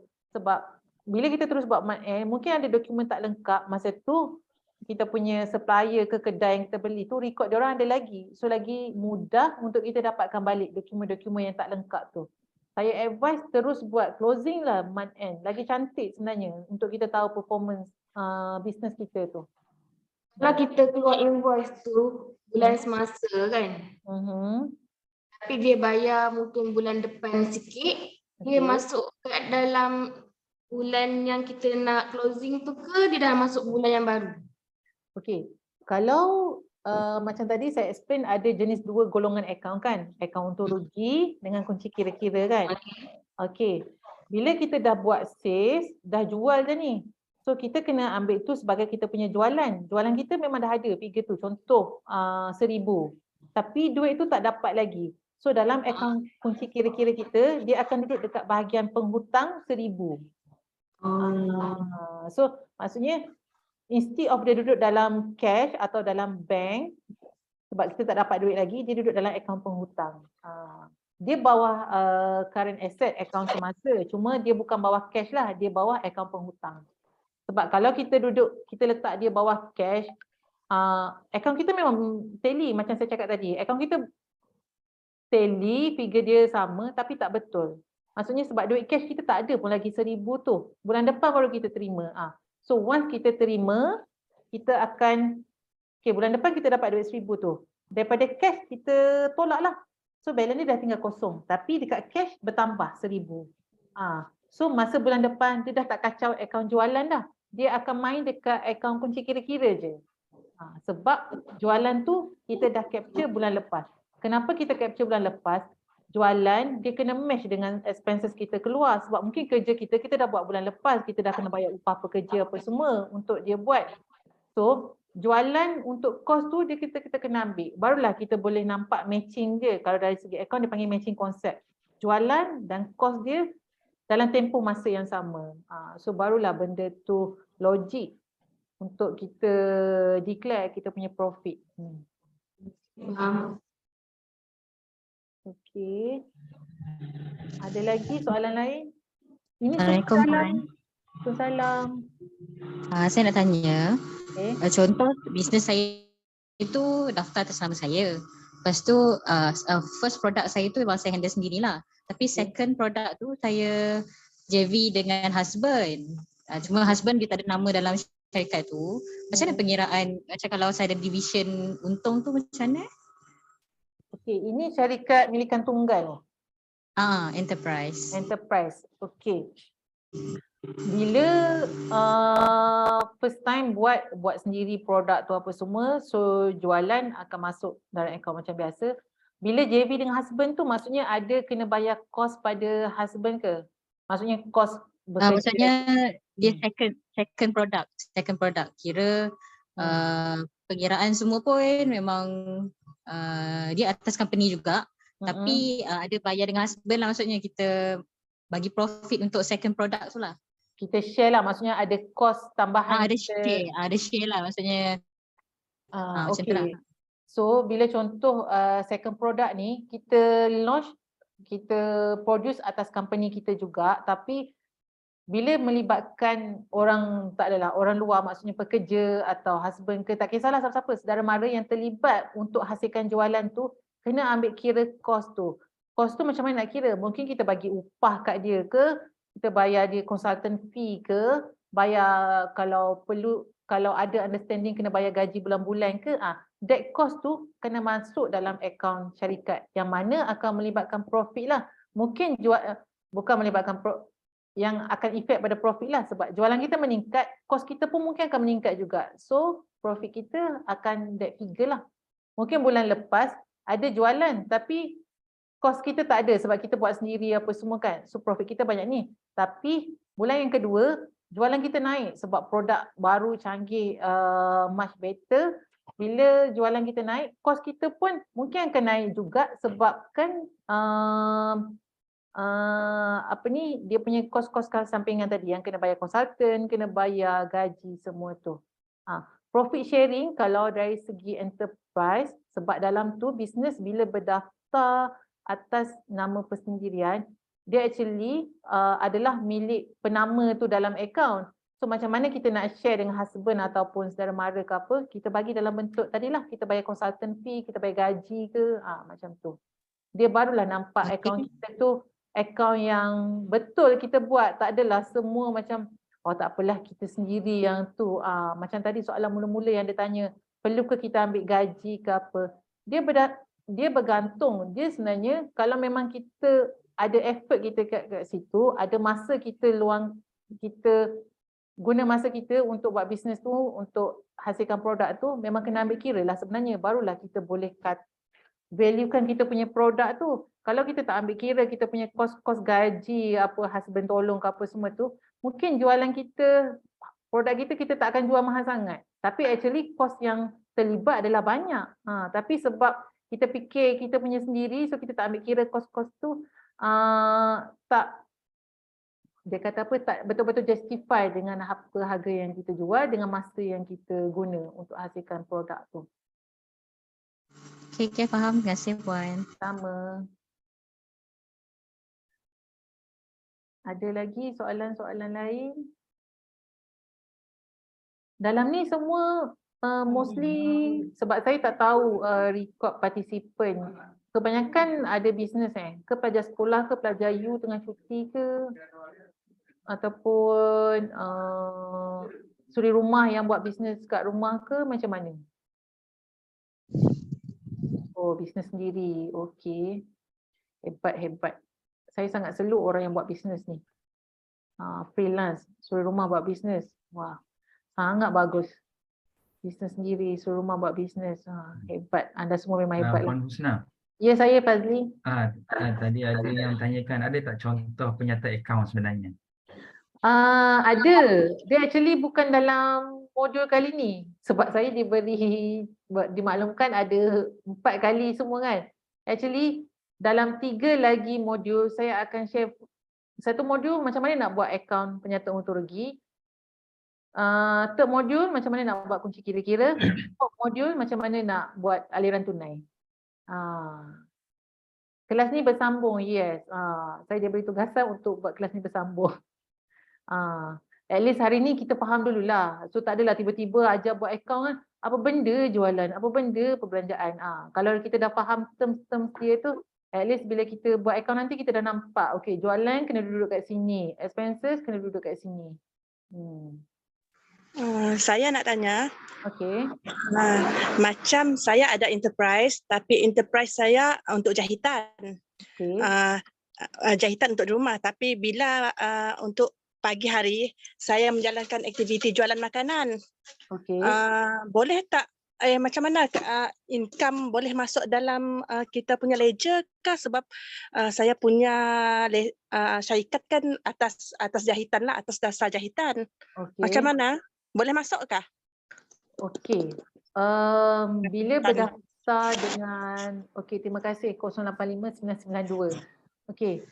Bila kita dalam bisnes kita ada macam-macam jenis perniagaan. Kalau berdasarkan akta berdaftar dengan Suruhanjaya tu, dekat situ dia kena tuliskan jenis perniagaan apa kan. Saya advise mungkin boleh tambah lah kalau bisnes apa tadi? Makanan Jualan makanan. Okey, kalau bisnes F&B tu one of the income yang untuk kita buat perniagaan, saya advise satu, tambahkan jenis perniagaan tu dengan SSM. Okey, yang kedua soalan tadi tanya, kena ambil kira ke? Yes, sebab kenapa? Sebab every time kita keluarkan duit untuk buat bisnes beli barang, makanan tu apa semua, kita akan keluarkan kos. So, untuk kita tak bercampur dengan duit lain, kita kena record benda tu. So, dalam akaun kita, walaupun nama akaun dia penyata untung rugi, tapi penyata untung rugi A untuk bisnes jahit. Penyata untung rugi B untuk bisnes makan. Mungkin penyata untung rugi C, dia buat printing pula. Kenapa saya suruh asingkan tiga-tiga ni? Sebab kita boleh tahu bisnes mana yang successful, bisnes mana yang perlu tambah baik. Dekat situ kita boleh senanglah nak tu. Kalau kita campur semua dalam satu akaun, memang tak masalah. Sebab at the end bila kita submit income tax ke apa, satu figure je. Tapi kita as a entrepreneur, usahawan, kita tak boleh tahu bisnes mana sebenarnya yang datangkan profit yang tinggi, bisnes mana yang ada lebihan duit, bisnes mana yang ada terkurang duit. So, kita buat satu-satu. Okey, terima kasih. Sama-sama. Okay, Nurul, bisnes sendiri, company fotografi. Wah, cantik. Full time housewife, bisnes jual hasil kait sendiri. Wah, hebat-hebat. Saya segan lah. Saya ni bisnes, tak adalah bisnes. Makan gaji je. Okay, Siti Fazilah, soalan saya. Jika saya penyewa, saya buat penambahbaikan di premis sewaan saya. Ianya dikira penyelenggaraan hangus ke puan? Walaupun ianya satu aset kekal. Okey, maksudnya dia sewa kedai untuk buat bisnes kan? Betulkan saya kalau saya salah? Dia sewa kedai untuk buat bisnes and then ada maintenance. Dia baiki lampu ke apa semua. Kos baiki lampu tu boleh kira dalam penyelenggaraan ke? Yes, dia adalah penyelenggaraan hangus. Hangus kat sini saya faham dia bawah P&L kan, profit and loss. Betul. Dia boleh kira tu sebagai perbelanjaan perniagaan.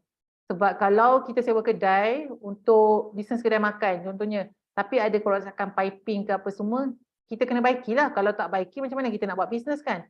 So that cost yang kita incur tu kita boleh simpan resit tu ambil kira sebagai kita punya perbelanjaan maintenance selenggara. Juru urut. Wah, bestnya. Saya buat bilik tambahan untuk ruang pejabat. Oh, saya buat bilik tambahan untuk ruang pejabat. Maksudnya ini meja maintenance Adakah dibenarkan oleh landlord? Sebab kena check juga benda tu. Sebab bila pergi kepada cerita detail ini mungkin kalau ada yang pening ke apa.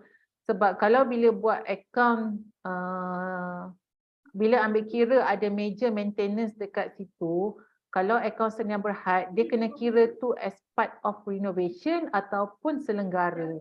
Selenggara ni maksudnya benda yang kecil-kecil je, baiki lampu ke, betulkan toilet, pump ke apa semua. Tapi kalau tiba-tiba kita buat structure baru, tambahkan office ke, kita buat divider ke, ada melibatkan kos yang tinggi, dia akan duduk bawah renovation yang mana itu adalah kita punya aset. Tetapi sayangnya renovation ni kalau dari segi tax kita tak boleh tolak ni sebagai kita tak boleh claim dengan income tax dari segi renovation. Ini saya explain sikit Okay, kalau dari segi Sdn Bhd punya tax, kalau aset-aset kita beli ni, kita boleh claim CA, capital allowance, yang mana boleh mengurangkan cukai company. Tapi dia ada table dia lah, macam office equipment, berapa kita boleh claim allowance dia. Tapi renovation tak dibenarkan sebab dia bukan kira menambah nilai kepada untuk generate income company. Dan kat sini cakap apa? Membina bilik, ya saya mendapat kebenaran penyewa. Okey. Boleh kebenaran penyewa. So macam saya cakap tadi lah. So the expenses kalau major maintenance tu apa semua dia akan duduk bawah renovation, yang mana renovation adalah dalam expenses aset tetap. Kenapa aset tetap? Sebab dia tak boleh simply boleh convert to cash. Mungkin kita kena, bila kita nak keluar barang-barang yang kita guna apa kabinet ke apa semua tu, baru kita boleh jual, baru kita boleh dapat duit kan. That's why dia duduk bawah aset tetap. Okay. Ada soalan apa? Ada lagi? Saya last. Okay, last Okay. Last. Okay ni relatif ni yang saya bagi bukan contoh lah ni betul lah ni sebab saya kadang-kadang nak tanya siapa pun tak tahu kan. Awak buat account ke? Saya tolong husband saya je buat account. Okay. Okay, apa kalau untuk peladangan kan? Peladangan ni kan kadang kita dapat job yang macam share. Maksudnya bukan share, maksudnya orang tu dia tak ada SSM tapi dia nak tumpang kita punya SSM untuk payment. Faham. Jadi kita boleh keluarkan juga amount untuk dia bulat macam tu je. Untuk dia tu. Okay, maksudnya dia nak guna akaun syarikat. Maksudnya macam ni. Okay, company saya punya company dapat job tu. Tapi sebab kita nak guna dia sebagai apa? Buat baja, yang ni buat jalan kan. Maksudnya lain-lain kerja. Untuk peladangan lah ni, peladangan. Jadi dia tak ada SSM tapi dia nak tumpang kita. Tapi yang dapat projek tu company, saya nak panggil apa kat sini keluar nama Yahya. Ain. Okay, sorry Ain. Okay, yang dapat projek tu adalah bisnes Ain. Okay. Bisnes saya, tapi sebabkan kita tak boleh nak buat semua sebab benda tu banyak. Okay, banyak skop lah, banyak skop kerja. Okay. Dan kawasan dia besar kan. Okay, jadi kita akan lantik lah macam kampung ni, yang ni buat baja, yang ni petik buah, yang ni buat jalan. 3. Okay. Jadi payment tu nanti akan dapat kat kita, dekat company. Betul. So kita boleh ke bagi yang dipersetujui lah. Dia ni dapat banyak mana, yang ni dapat banyak mana, kita bagi macam tu je tak apa ke? Dengan tolak tax lah macam tu. Okey. Bila awak nak bagi, memang awak kena bagi sebab kiranya awak guna diorang punya kerja, diorang punya apa, kerahan tenaga semua tu, macam upah lah. Macam bayar upah. Bukan upah. Bukan upah. Okey. Kalau ikutkan itu bukan upah. Kita nak bagi macam funder tu dia nak bagi, okey untuk baja saja dia nak bagi 15,000 contoh. Tapi dia tak guna modal kita. Okey. Dia pakai modal dia je semua. Sekejap. Tapi dia nak tumpang payment tu dalam company kita. Macam tu. Oh, maksudnya bisnes yang dapat ni actually bisnes company A tu lah. Tapi sebab dia tak, bisnes company awak. Tapi awak appoint diorang untuk buat skop-skop kerja masing-masing Betul, lah. macam kita kontraktor lah. Kita lantik kontraktor. Okay, so bila awak nak bayar diorang mesti akan bagi invoice ke awak kan? Okay, so that invoice tu awak kena kira sebagai awak punya perbelanjaan lah, cost. So contoh awak dapat kontrak daripada government 100,000. So dalam 100,000 ni ada job scope dia untuk baja, jalan ke apa kan. So untuk baja awak allocate nak kena bayar kontraktor 10,000. Untuk jalan 20,000. Jadi 10 dengan 20,000 tu adalah awak punya cost. 100,000 tu adalah awak punya jualan. So jualan 100,000 tolak kos 10 dengan 20 tu awak punya profit adalah 70,000 kan. 100,000 tolak 30,000. So dokumen apa yang untuk 10 dengan 20,000 tu adalah invoice daripada kontraktor ABC tu lah. Betul.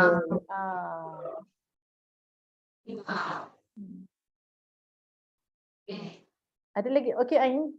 Okey. Hafsyah, Puan, macam saya ada buat keripik dan kuih frozen dan menggunakan pekerja dan saya ada ambil produk vendor. Macam mana saya nak buat akaun untuk produk sendiri dan vendor? Boleh gabungkan atau asingkan? Okey.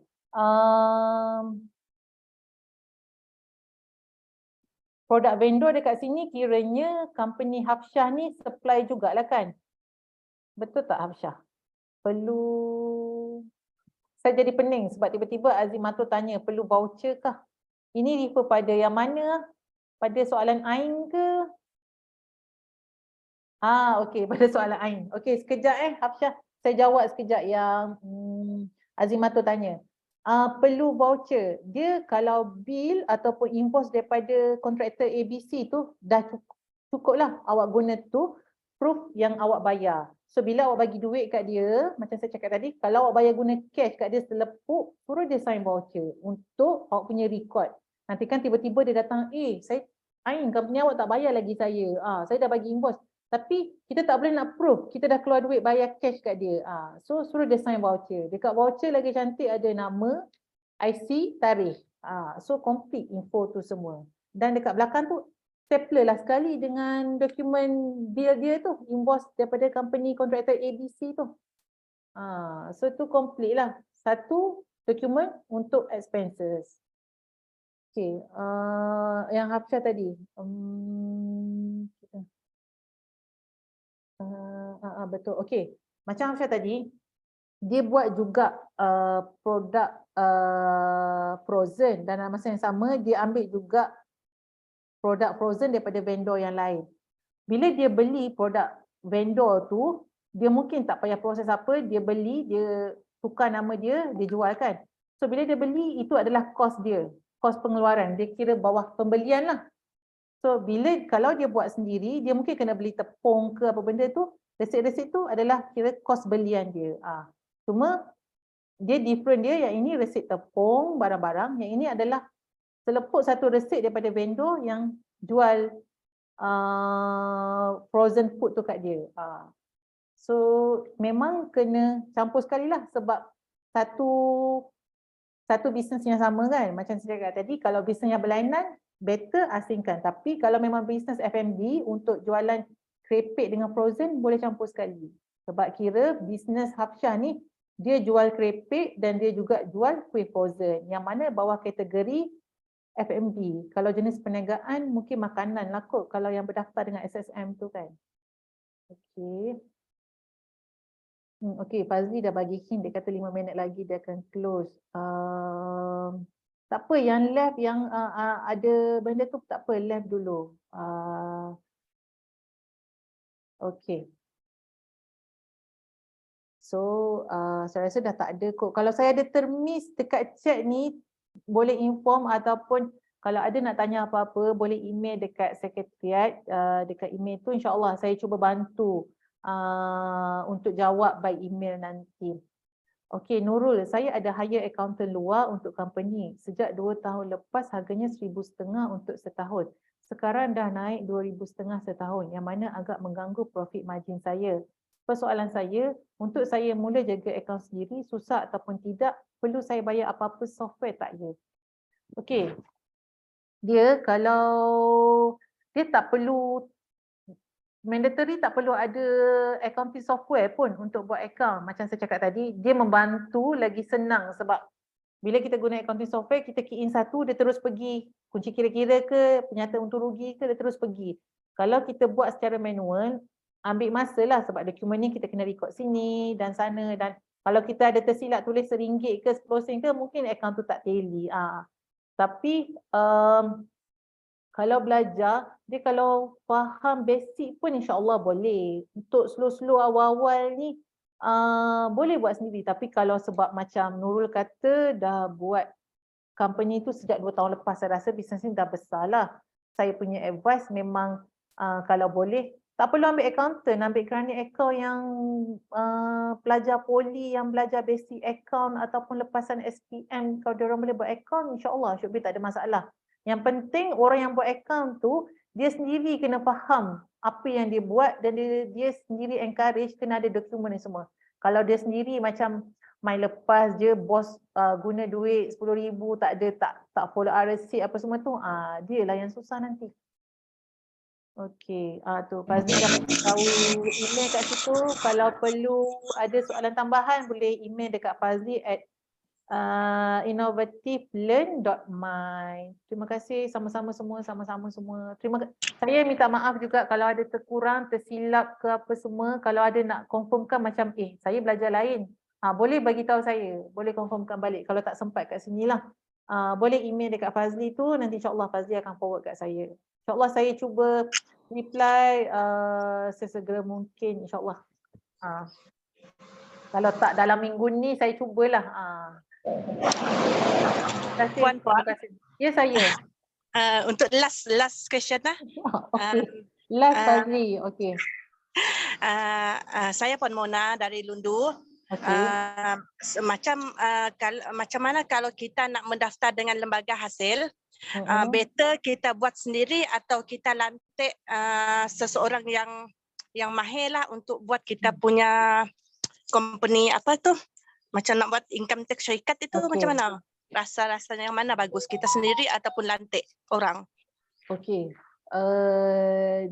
Kalau tanya advice saya untuk yang mula-mula baru nak belajar buat ni apa semua, saya advice buat sendiri. Sebab kenapa? Bila dia lantik third party, consultant ke apa, for sure dia akan ada fee dia. Yang mana fee tu dia tak akan bayar kepada income tax pun. Dia punya charge dia kan. Dia actually kalau bayar dengan income tax sebenarnya nak berdaftar tak perlu bayar apa-apa pun sebenarnya. Buka file pun dapatkan nombor cukai pendapatan pun tak payah bayar apa-apa. So saya advise pergi sendiri dekat LSDN, buka file sendiri apa semua. Sebabnya at the end kalau ada audit ke apa-apa ke, kalau tax agent tu takjublah cakap kan, kalau jenis yang tak manage betul-betul, dia tak, dokumen dia pun tak buat betul-betul, sebab at the end taxpayer tu yang akan menanggung, yang mana kita lah, kita sendiri yang berdaftar tu. Betul. So saya advise nak daftar dengan mana-mana pun, SSM ke, CIDB ke, income tax ke, custom ke, untuk belajar kita tahu dulu, basic pun tak apa. Kalau lepas ni kalau company dah expand besar, mungkin kita tak sempat kan nak buat semua tu, masa tu kita bolehlah appoint third party yang mana yang berdaftar, yang ada lesen lah. Tapi untuk awal basic, saya rasa saya advise kepada entrepreneur, usahawan, kita fahamkanlah, ambil masa sikit untuk belajar, untuk faham. At least tahu dia punya point-point sikit-sikit tak apa. So tak adalah orang boleh tipu kita kan.